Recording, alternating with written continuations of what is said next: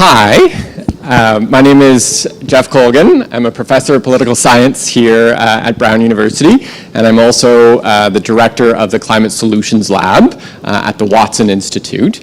And so I'm going to lead off, and there's going to be two of us speaking today on the politics of conservation and climate change. And so I'm going to take the second part of that on climate change. And so I want to speak to you about climate solutions. And that means sort of starting with two topics. And the first is pretty straightforward. About climate change, you've probably heard some version of it before, which is that we are on a bad path, environmentally speaking, and that climate change is, to a certain extent, already here, and it's going to get a little bit worse. And then we can make way for a slightly happier topic about how we can do better. And politics is essential to that move, to getting to a better place. So where are we at right now? Our trajectory environmentally is not so great. You've probably maybe even seen some version of these graphs before. The one on the left is from the UN's Intergovernmental Panel on Climate Change, and it sketches out how much we should expect the global average temperature to rise relative to sort of pre-industrial baseline.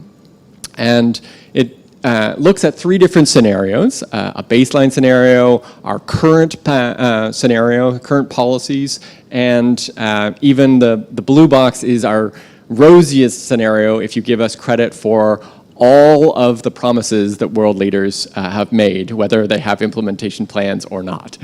And in any one of those scenarios, the most likely outcome is well above the 2 degrees Celsius target that the UN has set. So never mind the 1.5 degrees Celsius target that you might have heard of associated with the Paris Agreement, but even the 2 degrees Celsius target, we're not on that path. Our most likely trajectory right now is a 3-degree increase, and that's so each degree Celsius is 1.8 degrees Fahrenheit, so that's a pretty significant increase in average temperature.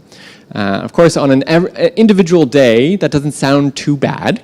A couple of degrees warmer doesn't sound so bad, especially as we get into the colder months in New England. But on a global level, it has really serious consequences.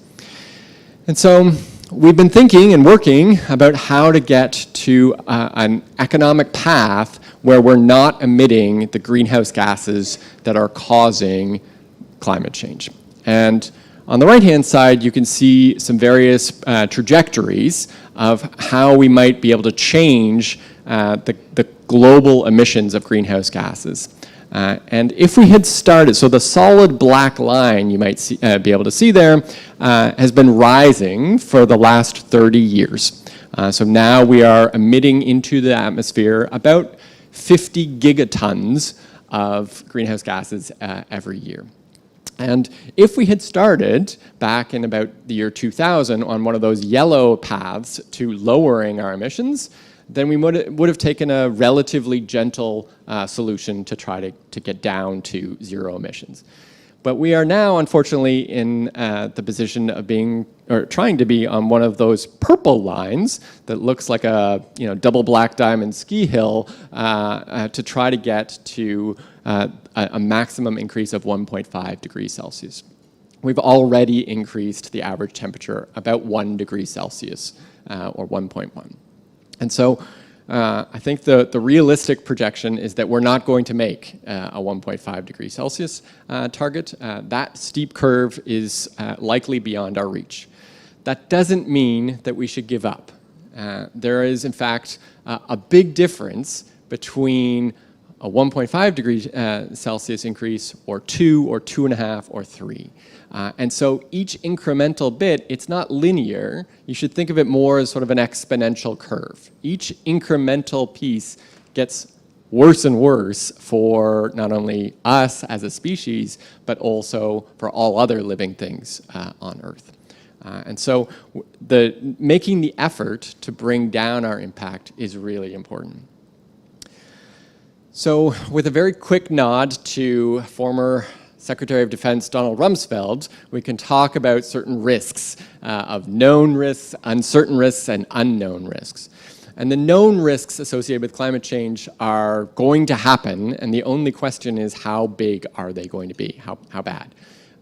The uncertain risks are things that might happen, and we don't know. The best scientists in the world don't know how likely those things are to happen in the future, in a sense because we've never run this experiment before, right? This is the first time as a planet we're doing this as a species.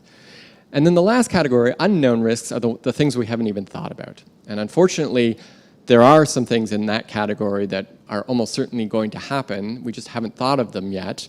And we've been discovering new things year after year as we've seen more and more climate change effects since around 1990.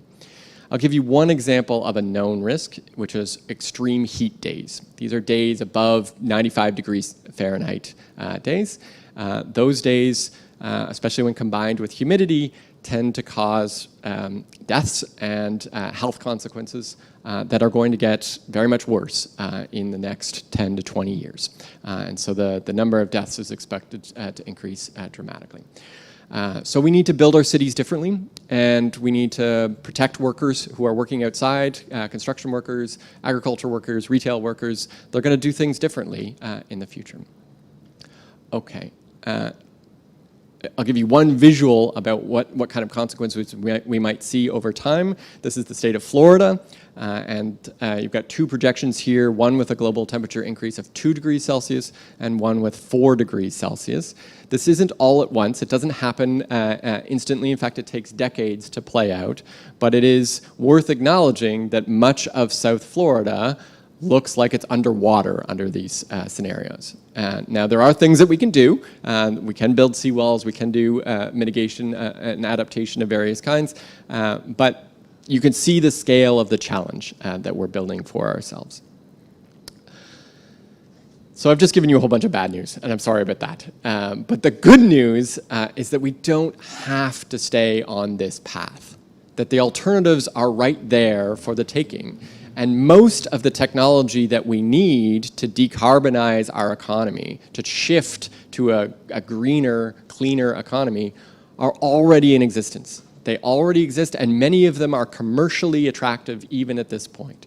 So if you think about, for instance, the power sector, wind and solar energy are a miracle success story over the last decade, where the cost of generating electricity over time from those renewable sources has come radically down, so that they are cheaper than fossil fuels in most, in many applications today. And so that's exciting. That doesn't mean that it's easy. We're going to have to modernize our grid. We're going to have to change some technical challenges. And of course, we've got a storage problem because the wind doesn't always blow and the sun doesn't always shine. So there are challenges associated with this energy, but we can do this. This is something that engineers are good at. And this is something that as a country and as a world, we can move towards. Likewise, in other sectors, transportation, we're moving towards electric vehicles. There are some sectors, like manufacturing concrete and glass and aviation fuel, that are harder, much harder, and we're going to need some more technological innovation to make those technologies affordable and competitive with fossil fuels. So that's something that we're going to need. But on the whole, this is a challenge that we can tackle if we line up the politics and the economics. And so that sort of brings me to how I think about climate solutions. And I think about it, about decarbonization from three perspectives. My undergraduate degree is actually in engineering physics, and so I've always thought about this as an engineering challenge. So it's a technical challenge, but it's also, with the best technology in the world, it doesn't matter if it's too expensive to use, or if fossil fuels are much cheaper to use compared to that technology. So we have to get the economics right. And on top of that, we have to get the politics right, because the politics and the policies shape the economics, right? If we're continuing to not have a price on carbon, not have a price on greenhouse gases, then that creates a real problem. It makes fossil fuels look cheap, and so, not surprisingly, our economy continues to use it. So what are the paths forward? What can we do, and specifically, what can some of our policymakers in Washington and in state capitals around the country, what can they do? Well, one thing that we need to do is recognize that we've been trying to tackle this for 30 years or so, and it's not easy, right? The politics are very difficult, and so we should recognize those challenges and try to deal with them head on, right? Not ignore the trade-offs that we're facing and the political challenges. And one challenge that I see is what I call the sort of chicken and egg problem of foreign policy and domestic policy. So let me explain just for a minute about what that is. On one hand, no environmental policy, a pro-climate policy, is likely to pass the US Senate if it puts US manufacturers or the US economy at a competitive disadvantage compared to international manufacturers or international business. It's just not going to work. In fact, when the Kyoto Protocol in 1997 came to the US Senate, the vote against it was 95-0. And it was precisely because of these concerns that it would put US economies at a disadvantage. So that's a reality that we should recognize. But the other side of this is that no US foreign policy on climate change is likely to be effective or credible or legitimate if we can't get our own house in order. If the United States continues to go to other countries and say, you should stop polluting, when this country is the largest fossil fuel producer in the world, right? The largest oil and gas producer in the world. If we count coal, it's a whole other story. But that's the story that we're at. And so we have to start thinking about an integrated foreign policy and domestic policy that can address both of these problems at the same time. And so one of the things that we've been doing at the Climate Solutions Lab at the Watson Institute is to help policymakers identify what kinds of policies could do that. And so I've been writing a couple of pieces in Foreign Affairs and elsewhere on how we might use our trade policy as one mechanism for resolving this kind of dilemma. So that kind of action, the policy research, policy-oriented research that we're doing at the Climate Solutions Lab is one of the things that I find incredibly satisfying. But the other piece of this that I find really satisfying is that Brown University is stepping up its game for its students by offering more courses on climate change across the university. I myself taught the Watson Institute's first course on the politics of climate change last fall. It was the first time, and I felt like Watson Institute, as our premier institute of international affairs, needed to have a course on this topic. So it's been a thrill to see the students engage with this issue. And this is part of what we do at Brown, is to try to help our future policymakers understand the challenge that we face. Thanks so much. I'm going to turn this over to my co-conspirator here, Bathsheba Demuth, who's assistant professor of history.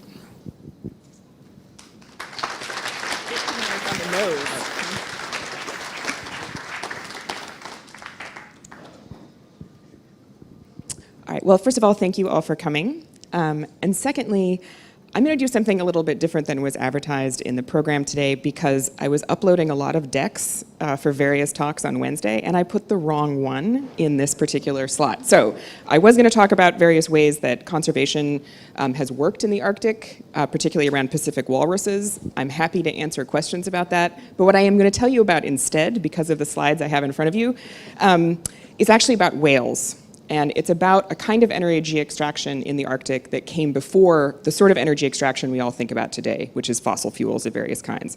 That is my very thin tie-in with Jeff's talk. It's about all I'm going to be able to give you.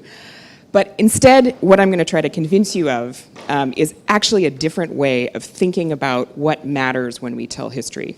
And this is If you're a historian, trained as a historian like I was, I started my training here at Brown actually as an undergraduate. I think I sat in this tent with my parents on a parents' weekend in some year of yore, is that usually historians are trained to look at people, right? Our job, we're kind of in the humanities side of campus, we talk about human beings. And what I'm gonna try to convince you of in the next 12 and a half minutes is why we should also pay attention to other kinds of animals and things in the world, in this case, whales. For me, in my particular research, this is a story that starts in the region of the world that geographers call Beringia. On this map, it's right where the very northeast part of Russia and the very northwest part of Alaska reach out and almost touch each other in the Bering Strait. They're only about 50 miles apart by ocean, with two little islands in the middle. And this is a part of the world that interests me because although it's very remote, it has some really interesting implications for comparative politics in the 20th century in particular, because one half was run by the Soviet Union and one half was run by the United States. But as I was doing this research, which I went into thinking of it as a comparative political project, I realized that the sea ice actually matters enormously for basically everything that I was going to end up writing about. And it matters because the sea ice actually sets the capacity for all of the ecosystems in the Bering Strait to produce life in a very basic way. So I'm going to give you a tiny thumbnail tour of the ecology of the Bering Straits. Sea ice forms about this time every year. As things get really cold up there, it starts to freeze. As it freezes, all of the salt comes out of the water so that the ice that's actually at the surface is fresh water. And this is important because in the spring, when it starts to melt, all of that fresh water runs off and actually churns the water in the entire water column of the Bering Strait. It works a little bit like a slow motion blender. And what that does is it kind of sends nutrients through the water column in a way that supports one of the richest marine ecosystems on the planet. So it's very chilly up there, but this is an incredibly biologically rich part of the world. And that richness starts with these tiny little photosynthetic organisms called diatoms and some algae. They go on to feed massive schools of krill. Oops, my slides are not advancing.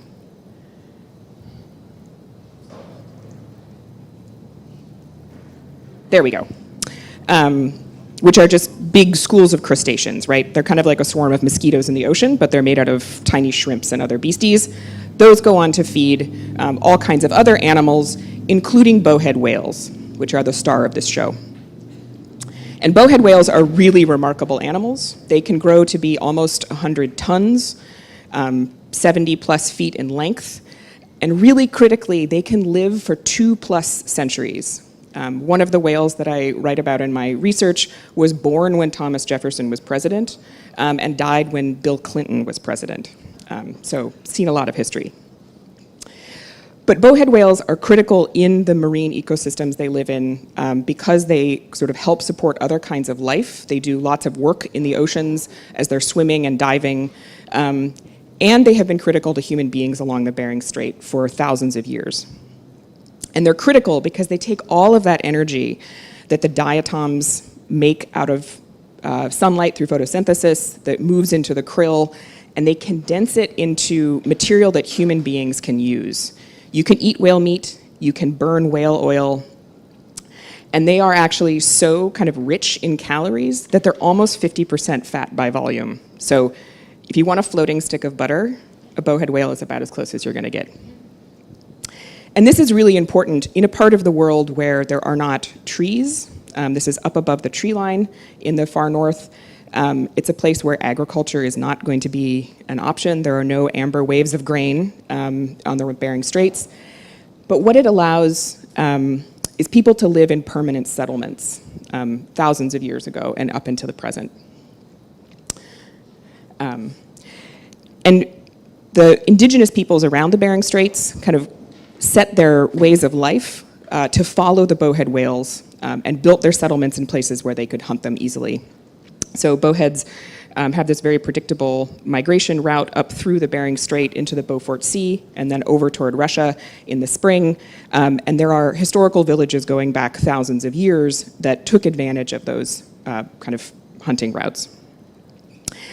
This was an incredibly sustainable whaling practice historically. Up into the 19th century, there were about almost 30,000 bowhead whales, and maybe 100 of them a year were hunted for people to use for food. People burned the whale oil in their houses. And in many communities, the bones of bowhead whales, particularly the jaw bones and the ribs, were critical construction materials. Because if you're living too far north for trees to grow, it's very difficult to find things to make your houses of. So it's not metaphorical to say that people literally lived in the heads of whales.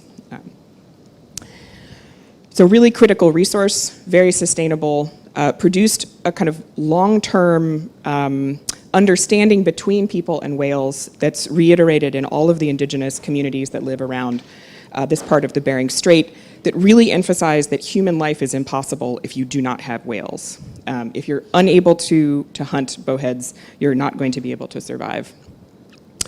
And this kind of ethic of hunting means that people are extremely careful about how they approach bowhead whales, and actually has led the Yupik and Inupiaq, the kind of primary bow hunting communities, to talk about whale hunting as something that requires that people pay attention to the moral rules that whales have in their own world, right? People talk about whales as sentient, as capable of judgment, as kind of participating in social life in some pretty formative ways. And you can get a sense of that from the artworks that are produced both historically and in this case, a contemporary image of bowhead whale hunting as this kind of formative, critical part of indigenous societies. This is a really different way of understanding whales than bowheads encountered starting in 1848. And that's the year that the first commercial whaling ship, which left from New Bedford, Massachusetts, which is actually just down the road from us, made its way to the Bering Strait. And these whale hunters were motivated by kind of a very different principle than the indigenous hunters present already up along the Straits, in that they were hunting whales for commodities, specifically for whale oil, which at the time was a really valuable way of lighting your home, and for whale baleen, which is the kind of straining mechanism in the mouths of large whale species like bowheads, which at the time was essentially used as a kind of plastic. It shows up in umbrellas and buggy whips and corset stays, most importantly. So if you wanted that 18-inch waist that women were supposed to have in the upper classes, you wore whale bones to kind of hold yourself in. And the kind of appetite for whale oil and other whale products had grown so large that the fleets out of Nantucket and New Bedford and places like that had essentially whaled their way through the species that were closer to home. So by 1848, they had gone all the way south in the Atlantic. They had gone around South America. They had started making their way north through the Pacific, past Hawaii, and eventually make their way up to the Bering Strait, which is a challenging place to whale. There's all that sea ice around, but they were really driven up because of their interest in being able to hunt bowheads.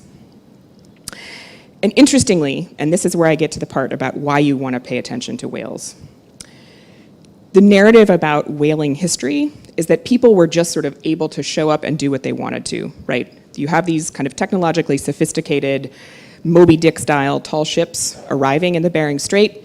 They were just able to kind of kill their way through the whales that they were hunting. But it turns out in the historical record that something else is going on. The first couple of years, 1848, 1849, 1850, this was possible. People could kill any whale that they wanted to hunt. And the whalers in their logbooks talk about this as kind of a bonanza time, right? They're participating really in the first oil rush in Alaska. But then something starts to change. And in particular, the whalers notice that the whales are using the sea ice in a completely different way than they used to. Bowhead whales always like to hang out kind of around the edge of the sea ice.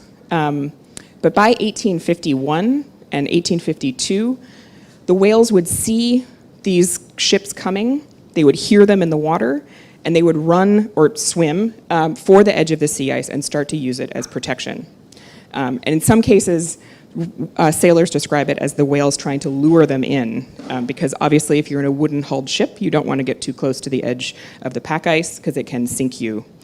And this behavior change was actually so striking that for most of the 1850s, the entire commercial fleet, which is several hundred ships, completely abandons hunting bowhead whales in this part of the Bering Strait at all. They just leave it because it's become too dangerous because of the adaptations of the bowhead whales.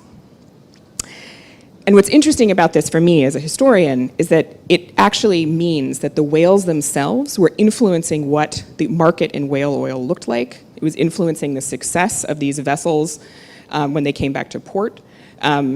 And interestingly enough, there's no indication that the whales stopped being kind of easily hunted by indigenous peoples at the same time, that they were fleeing from the commercial ships, which were killing them by the thousands, but it was not a particularly difficult time to kill them in the ways that had sort of been going on for a very long time. And to me as a historian, this is kind of an instance of needing to change the focus that we have entirely on human beings and look for the ways in which other kinds of ecological circumstances, animal behaviors are actually shaping how it is that these industries are capable of carrying out their work. So I'm going to stop there. Thank you.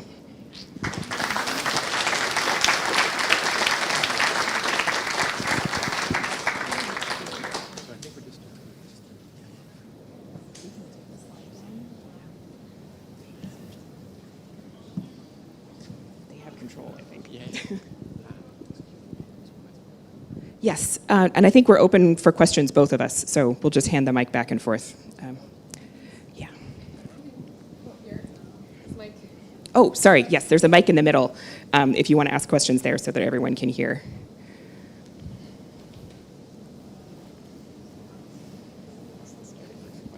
I know. Hello. So I saw the headline about Joe Manchin and Biden's climate agenda, so I just wanted to get your thoughts about what that means. Yeah, I saw the same headline. It's obviously not great. So I think just in case you didn't see the headline, as many of you know, I'm sure there's budget negotiations, the Build Back Better bill that the Democrats are trying to push through Congress, which hinges on a couple of senators, Joe Manchin from West Virginia being one of them.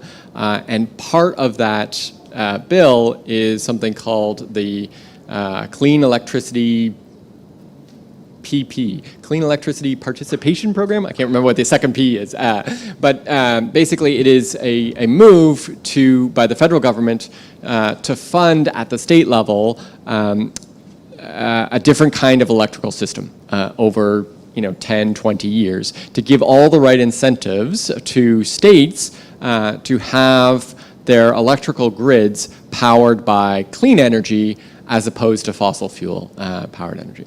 And this is understandably not popular in West Virginia, which has long been a coal producer and a coal producing state. And Manchin has indicated that this is a bridge too far for him. And I wouldn't take that as 100% certain that that's the last word on it. There's still sort of a fourth quarter of this game to be played out, so we'll see how it goes. But it obviously puts both the White House and Democrats in Washington in a very difficult position. But more importantly, it puts all of us in a difficult position where we're still trying to create the political conditions for the types of investments that we need. And one thing that policymakers in Washington have struggled with is that things that are often touted by economists and academics like me say, why don't we do a carbon tax, right? Why don't we put a price on carbon? Turn out to be, politically speaking, almost a non-starter, right? That they're very, very difficult because it puts the costs of climate change first, and the benefits of having done that and having switched to renewables, those come later down the road, and the biggest benefits come to the next generation. So this attempt, the Clean Energy Program, was an attempt to put it forwards, right, to flip that and to say, let's spend the money now and invest in a clean energy program, and then we'll defray the costs over a longer period of time. And so I think that remains, at least conceptually, the right approach to go, but the reality is that the US Senate is sharply divided, and so long as we have only one political party that is seriously interested in the problem of climate change, then we're going to get this problem. That's the reality that we face. I wish I had a happier answer. You can tell I'm a lot of fun at parties. I had a question for you all. There was an article in the New York Times a couple of weeks ago about what are the quickest ways for us to reduce the effects of climate change. I don't know if you saw it. And the person who was promoting it was saying that the two quickest ways are carbon capture and geosolar engineering. So I was curious to have you speak to both of those, but the latter was the one that he was really advocating, and I suppose feasibility is a big part of that, but just kind of interested if you could describe what it is and the feasibility of it. Yeah, absolutely. Thanks for the question. So carbon capture and storage has a couple of different forms, but the basic idea in terms of direct air capture is to take carbon dioxide right out of the atmosphere and dispose of it in some way. Put it down in mine shafts, typically, is the idea. And that strategy is starting to be a technological option for us, but the costs are very high. There's a new plant in Iceland that's doing this, and the cost is $1,000 a ton of recovered carbon dioxide. And so if you've been following the prices on this, that's just not feasible. So the second option that was started in that article is solar geoengineering, which is to say, okay, we've heated up our planet, and so now let's use more chemicals to try to defend our planet from that heat. And so to actually spray certain chemicals into the atmosphere to try to reflect solar energy back into space and basically put a shield on our planet. I don't think you have to be too far into sci-fi dystopian films to see that this might go wrong in various ways, that we're going to spray chemicals into our planet, into our planet's atmosphere. We might have some unintended consequences from that. So I understand why people are starting to say, look, we have to take this option seriously because it's coming and the consequences are going to be very serious. And so I don't mean to belittle the position at all, but my personal view is that we should still be, at this point, working much harder at the source of the problem, right? That's really kind of treating the syndromes and not really focusing on the fact that we are pouring methane and carbon dioxide into the atmosphere, and we could stop doing that, right? So for instance, natural gas industry in this country emits leaking natural gas into the atmosphere at a rate about 10 times what the same natural gases, right, same equivalent natural gas production in Russia or Europe does, right? So Russia is far ahead of us on this one because of the way of our natural gas industry is structured. That's something that we really could change, and we haven't done it because some people are making a lot of money by not doing it. And that's really frustrating. And so I would rather put the political pressure on those types of steps, which are actually quite inexpensive to do, and in many ways, about 40% of the leaked methane, it's estimated, could actually be captured on a commercially profitable way. So instead of leaking it into the atmosphere, we could pipe it into our homes and use it to cook our food. And so those kinds of easy, low-hanging fruit, they're still there on the branches, and we're just not taking them. So I would rather kind of put our effort into that, which is not to say that if if you ask me 10 years from now, if we still haven't done the easy stuff, we might have to get to the much harder stuff as well. Please. Yeah, thanks. I work with a supplier in China that told me recently they couldn't make enough goods because the government is rationing power. They can't produce enough power. And it's not clear if that's because there isn't enough of a grid or because they're trying to reduce coal. But it speaks to this issue that China's growth is being constrained by a lack of clean power and sufficient power. So could you talk about China's role and what can be done in the global context to get China to comply with these objectives when at the same time it's limiting their economic potential? I absolutely can, but I also want to make sure that I don't have hog the mic all the time. So if you want to weigh in, by all means. So China obviously is a really important player in the issue of climate change. It is the single largest emitter. It emits about 28% of the whole world's GHG, greenhouse gases. The United States is the number 2, but it's about 13 or 14%, so it's quite a bit smaller. So China is at the core of the problem. China has a bit of an energy crunch right now. That energy crunch has multiple causes to it, and yes, it is affecting supply chains all the way around the world. To a certain extent, we may be scrambling for toys at Christmas or what have you because of these types of problems. Actually, I just released a new book. I published it just a couple of weeks ago, and my publisher can't get enough paper to publish the book. And so I've got 24 copies at my home, but if you go to the publisher's website and say, buy, you won't get a copy. You'll get a promise that it's coming soon. And so this is the sort of supply chain problems we're facing everywhere. To speak to China's energy thing, I'll just say 2 things because I could go on for too long about this.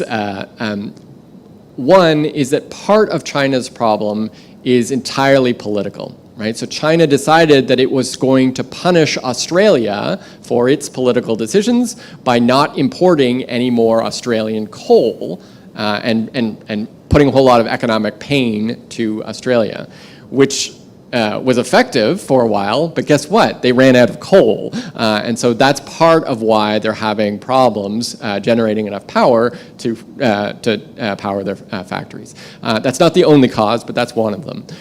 The other thing that I wanted to say is about these types of crises is that they're enormously complicated and they create really perverse unintended consequences.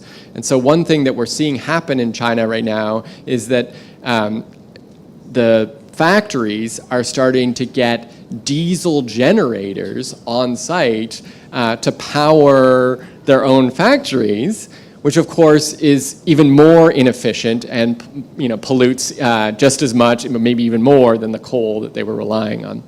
And so these kinds of workarounds create more and more problems. And this is the type of unintended consequence that I think that we're going to have to manage very carefully. We are moving into what I call sort of the 4th age of modern energy. And that energy transition is going to be bumpy. We're going to see energy price spikes. And I hope that we will see wise policy making, but I can't promise it about that. So it's going to get interesting over the next decade or so. Did you want anything? You're good. Well, I was just thinking about the complexities of how, the gas prices in Europe and the US this winter are projected to go up by, depending on where you are, 40 or 30%. And in the US, that could potentially be an impetus to change your heating system, to get a heat pump instead of a gas burning furnace. But it's really hard to get the heat pumps right now because the supply chain is gummed up and the ports are too clogged, and so the heat pump installers are way behind, and there aren't government incentives that can move fast enough to say, okay, if you're going to change over your heat system now, we can help you over the kind of the bump of investing in it. So it's a really complicated. This has been super interesting. I'm wondering, besides just the whales, what other examples you might have from history of us overcoming a significant environmental problem that we can take lessons from. I think that's been one of scientists' greatest failings, understandably so, is explaining their successes. So as a history of science person, do you have anything in mind that you would call us to? That would work. Well, I can talk about the example that I was supposed to talk about today, so thank you for teeing up that question. So in the far north, there are a lot of stories like the kind of exploitation of whales, right, which have a real downward trend. Environmental historians call them stories of declension or decline, and they haunt us, right, because we can see the failures really clearly. But there actually are, in the north, multiple cases of places where different kinds of conservation or other sorts of really forward-looking programs, right, things that are paying attention to something besides the very immediate profit motives, have actually been able to take place. The Pacific walruses, which I don't know if you've seen a walrus, but they're pretty charismatic creatures. They're almost a ton. There historically have been, 250,000 of them hanging out on that sea ice that I started showing you. And they were commercially useful in the 19th century, much like whales, and were killed down to, maybe 20,000 surviving out of that huge herd. And then the Soviet Union did the same thing in the 20th century. There was a kind of a huge burst of exploitation. But interestingly enough, both the US government and the Soviet government, which of course are very different kinds of governments, they are responding to different kinds of incentives, they're motivated by different ideological concepts of what an economy should be and what a society is.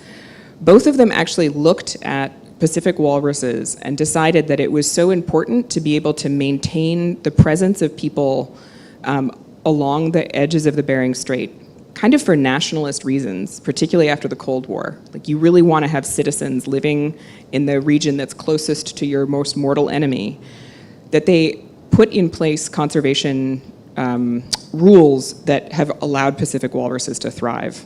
And eventually, even during the Cold War, started collaborating with each other about this species, about polar bears, and about some others. And to me, what's interesting about these cases is that they're ones where different kinds of public pressure, scientific pressure, and simply kind of thinking about values allowed people to make decisions that overrode kind of what made sense in the most near-term economic sense. And I think Jeff was talking about similar dynamics, right? How do we incentivize people to change their energy use in the short term when the payoff isn't necessarily going to be present, but will be for the next generation? It might even be in a decade. And to me, most of the major conservation decisions that are really work have involved people, for a variety of reasons, being able to make that leap temporally, to kind of think forward a little bit more and say, the profits are great, but I would really like my children to be able to see walruses. And sometimes it's that explicit.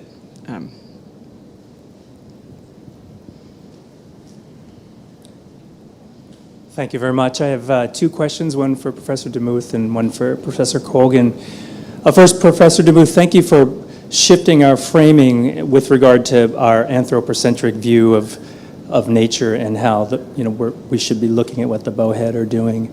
I'm sure you're familiar with some of the work of Suzanne Simard, and so general question is, how are you bringing these scientific realities and these narratives into our understanding, which is for us to greater appreciate the complexity of these systems and turn us away from our anthropocentric view of the world?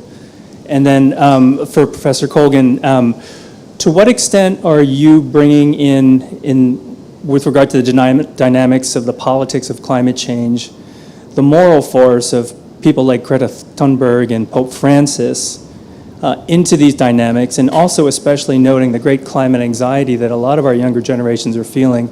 How do those impact what you're doing? So thank you. Those are beautiful questions, thank you. So on the question of how it is that you kind of shift the frame out of an anthropocentric mode and have a kind of more capacious capacity to think about how our world is created and functions, I'm going to say something that's going to sound really pat, but I don't mean it that way. And I think a lot of it has to do with the narratives that we tell ourselves about what matters in the world, right? What actually is influencing and changing how it is that we can conduct our lives. And that the historical tradition that I was trained in is one that focuses on what matters and events and kind of consequences being entirely driven by people. But it turns out if you just look at the empirical record, it is way more complicated than that. So it really is just a question of paying attention to things that traditionally have not been a piece of my particular discipline. And I think that for people working in the natural sciences, there's a very lovely crossover. And I actually spend quite a bit of time working with marine biologists who are putting together a picture of whales, for example, how it is that they interact with each other, talking about whales as animals that have culture, thinking about culture change in species that aren't human beings.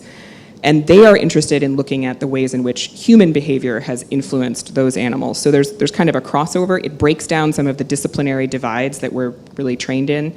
And it's something that I think that Brown is actually very good at doing and sort of inspires on campus, partly because of what undergraduates are working on, partly because it's really something that there's a focus on it for faculty.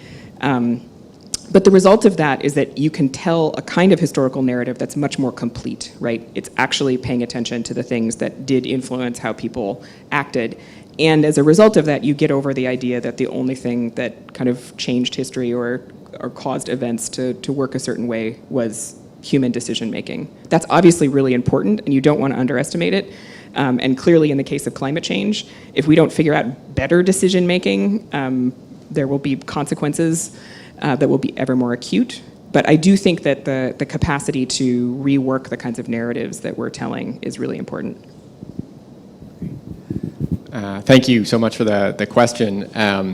I do think that a sense of morality matters a lot to climate change, and just picking up on sort of where you ended your question, the sense of anxiety that younger generations have. I mean, when I taught the politics of climate change last year, and I'll do it again in the spring, I had students at the end of the course saying, thank you so much, because all my life, I've been hearing the doom and gloom about climate change, and this course was the first time anybody talked about solutions, about actual paths forward.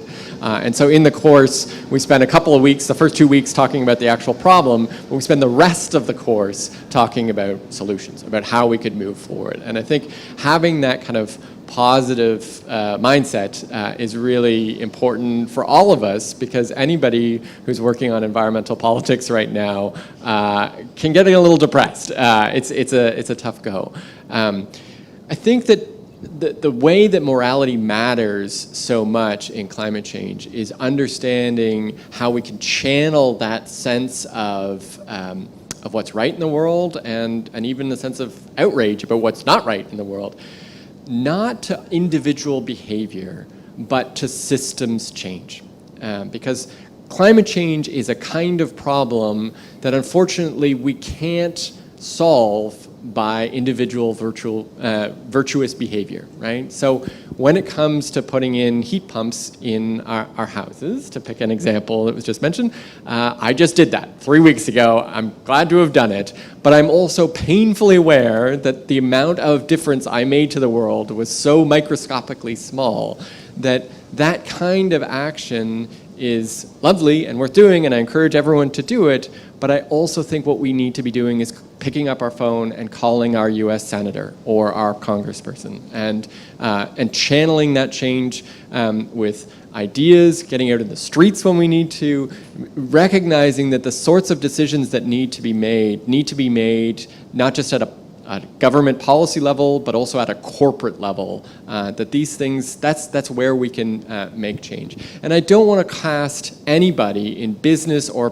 politics as demons about what they're doing. I think that when we make this transition, it is going to be enormously disruptive to people's livelihoods. And so we have to start talking about what a just transition looks like. How do we move people in the fossil fuel industry into a clean energy industry where wages are different, and what does that mean, and what are the financial returns to those businesses? Happily, we are seeing the financial returns to clean energy businesses have turned out very well in the last few years, and so that gives us a little bit more momentum for the transition. Is a slightly, simpler question for Professor Demuth. Can you talk about whether there's a happy ending to the population of the whales in the Bering Strait? I can, Thanks. thank you. And thank you, because it actually is a happy ending. So the bowhead whale population was eventually pushed close to extinction in the early 19th or the early 20th century. That 30,000 number got down to almost 3,000. And now it's heading toward 20,000. So there's been a real rebound in the 20th century. And a lot of the kind of success of that, some of it comes from organizations like the International Whaling Commission, which has attempted to kind of regulate whaling from within. It's a complicated, it's a bit like having the fox run the hen house, because it was run by the whaling countries themselves trying to impose limits. You can imagine how that went. It was not good for whales in the 20th century. But the kind of demand for whale oil has gone down to such a degree that all whale species are essentially without large-scale industrial hunters. There are a few countries that are exceptions. Japan still does some, Norway still does some, but it's not anything like it was in the 20th century. And this has really given bowheads the space to thrive. Their populations are doing really well. They are hunted still by indigenous communities on both sides of the Bering Strait, essentially at the levels that they were prior to the 19th century commercial hunt. And bowheads actually like the water to be just a little bit warmer. They tend to thrive. So there's a lot of concern about what this will mean, 15, 20 years from now, because the waters will be warmer than we know bowheads to have lived in. But for the time being, they're actually doing really well. But there's a huge caveat there, which is that shipping through the Bering Strait is about to become a kind of a major piece of life in this part of the world. It's not a place where there's ever been large-scale shipping traffic because of the sea ice, but the summer sea ice extent is getting so far north that the northern sea route, which would be able to connect China to Europe by sailing north of Russia, is now open in the summer. There's some commercial traffic already. And in the next 25 years, it could be one of the major shipping lanes in the world, right? It gets you around the Suez Canal problem that we all learned about earlier this year. And Russia is very interested in developing that shipping lane because they can charge all sorts of fees to stop in their ports as you go. And what that means is that 50-mile section of the Bering Strait is going to become an incredible choke point where tanker ships and, these big cargo vessels and the bowhead whales all need to get through them. And they're going to need to get through them at the same time.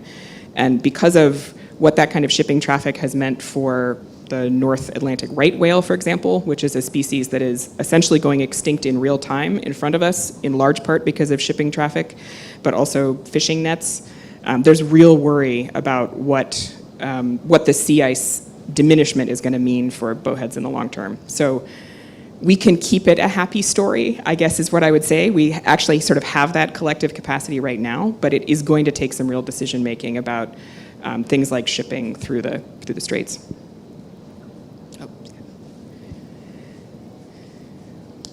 You framed this in terms of politics and economics. So I'm going to ask you which of the following three scenarios would change the situation. Number one, the abolition of the Electoral College. Number two, irresistible profit margins from renewables versus fossil fuels. And number three, pressure from other nations with more progressive environmental policies.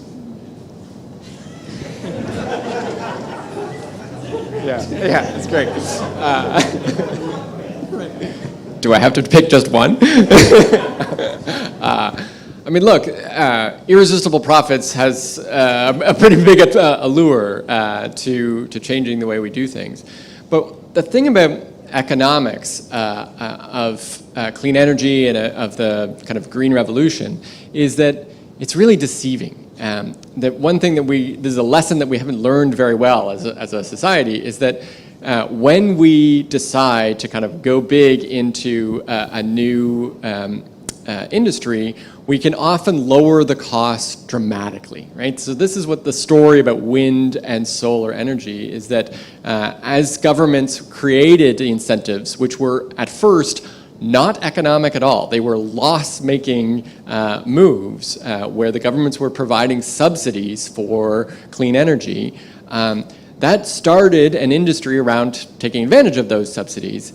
But the key here is that it's dynamic, right? So that the manufacturers of clean energy got much better at what they were doing, and so those costs began to fall, and now the government subsidies are not needed at all for wind and solar to be commercially attractive.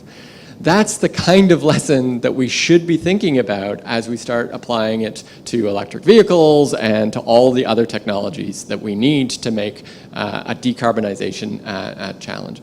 And so when we talk about sort of irresistible profit margins, it's not the ones that today matter, it's the ones that might exist if we can scale up the sorts of technologies that our planet so desperately needs. I need some talking points. Let's just say I have some family that lives in states. I have a senator.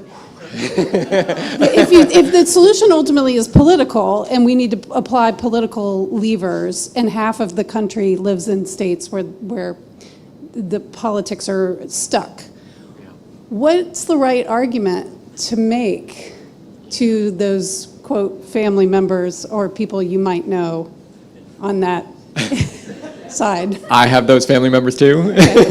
I'm not having a whole lot of success with them. And on some level, we need Professor Barbara Tannenbaum on campus here. She's our expert on effective and persuasive communication, and I'm not that guy. I wish I was better at this personally. It's difficult, and I think the most important thing that I know about persuasive communication is that it can only happen when there is actual trust and rapport between the two people talking, right? And that this can't be a top-down conversation, like you don't know what you're talking about and let me show you, although that's the professor's great temptation is to go down that path. And it has to be a conversation that recognizes sort of the dignity and the ability to learn on both sides, that people who that we might want to persuade might be able to persuade us of certain things as well. And that's the kind of conversation that I think is more fruitful. But how to boil this story down into a couple talking points, gosh, I wish I could do that. And I am struggling to make that possible. I mean, we now are at this point, I'd say, fortunately, we have very good journalists and very good, writers who are working on communicating the challenge. I will salute the New York Times, which for many, many years was not terribly interested in reporting on climate change. In the last couple of years, they've really upped their game and have a climate section or climate story almost every day. And so we're starting to, as a society, see that communication. But how, of course, the New York Times only gets a certain segment of the population, and how to get it on Fox News, I don't know. I don't know. I wish I could answer it better. Please. Do you have answers to that? Thank you both. It's such a great question. Sorry. Thank you both for a terrific presentation. First, a comment and then a question. The comment, I remember going to a car show a number of years ago, and it was the unveiling of a new American car, an American-made car. But I looked at the specifications inside the door jamb, and less than 2% of the parts of that vehicle were produced in the United States. Yet we have 500 ships in the Pacific Ocean getting into the ports in Los Angeles. Supply chain here is severely disrupted, yet we're going to open the Bering Strait, right? So, well, we're not. So it's just a comment, but all of those things translate into some very interesting TED Talks. But my question is, reading the UN report from, I believe it was the summer of 2019, one of the UN reports, and it was about food security and food production. And there was a comment, if we continue to produce food the way we're producing food today, we will need a land area the size of the country of India to feed the world's population by the year 2050. Now, with climate change, the patterns of where we can grow and where we can't grow, it's changing right before our eyes. So, Population grows, land is becoming less scarce, climate change, putting so much unpredictability right there in front of us. Yeah. There's my question. Where are we headed? So let's start with the good news on agriculture, that we're living now in a COVID-19 era. And at the start of that pandemic, I remember March 2020, when Brown's campus closed down and I had the unpleasant task of telling my students it's time to go home for the semester. There was a lot of uncertainty about whether the supply chain for food would hold up, right? There was panic buying for toilet paper and all kinds of other things. But there was a real question about whether we could sustain our supply chain for food. And lo and behold, it held up remarkably well. This is something that is a global system. It's integrated. It's sensitive to shocks in other parts of the world. And yet, overall, it's done very, very well.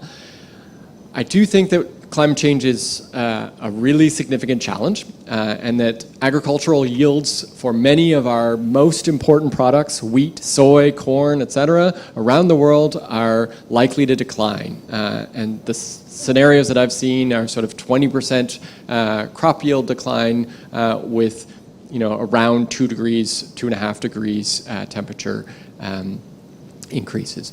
And so 20% of the global supply of those crops is a really big deal, and we're going to have to change how we eat.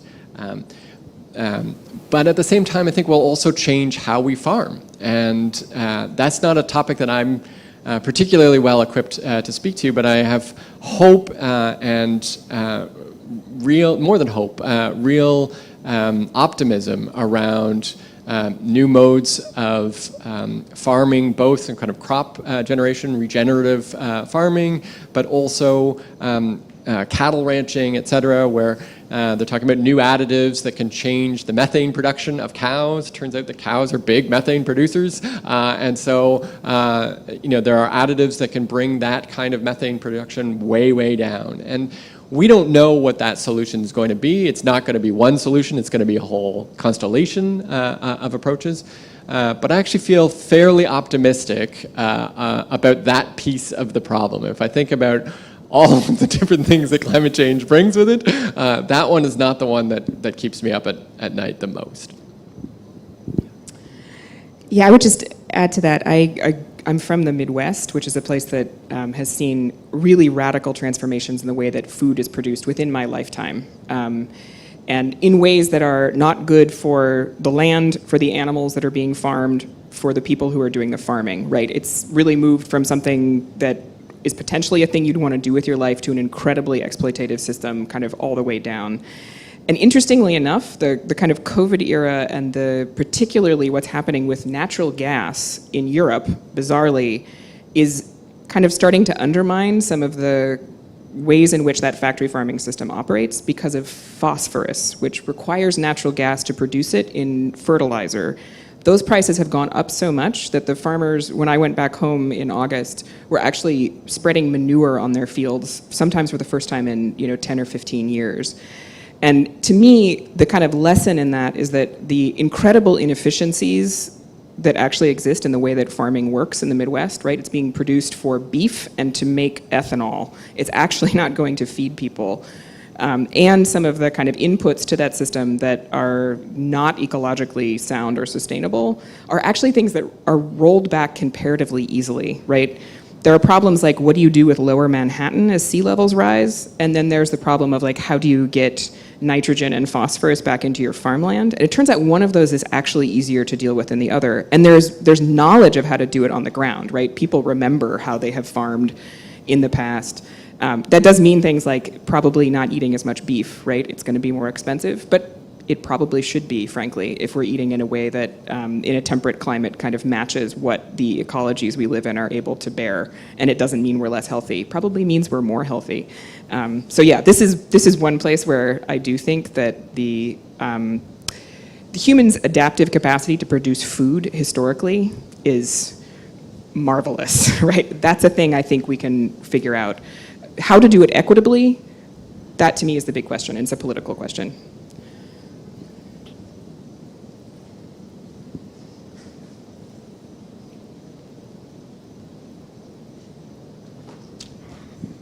Thank you so much for your wonderful questions.